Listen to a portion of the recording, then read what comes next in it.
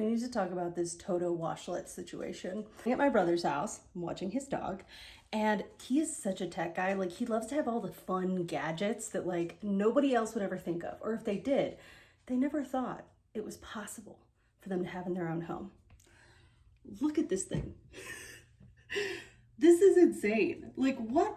Look at all these buttons. Like, I fully admit I was a little nervous to like sit down on this toilet at first, because I was like, what if I sit down and like something happens, like it like comes to life or something. But I have to tell you, that stop button right here is so helpful. So if you're becoming uncomfortable with any of these buttons, any of the functions, just hit the stop button. But here's the most wild thing that I did not expect. The seat itself, it's heated.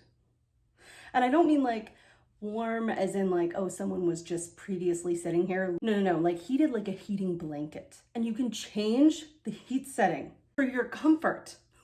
What?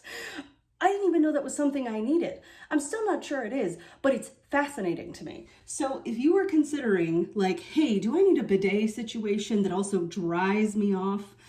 Just the cleanliness of it all is fascinating. It also, yeah, self-cleaning.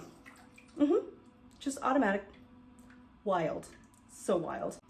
I don't know how to recommend it enough, but every single person that's ever come into this house loses their mind. Game changer. Those are the words they keep using over and over again. And I know those phrases have kind of lost meaning, but like, whoa. If you're interested in just checking out this guy, I put the link down in the description below. I also put it in the comments. What a wild Christmas gift to get, can I just say? Or like birthday present, like, hey, I got you a fancy toilet. Like, it's not the entire toilet, but you know what I'm saying.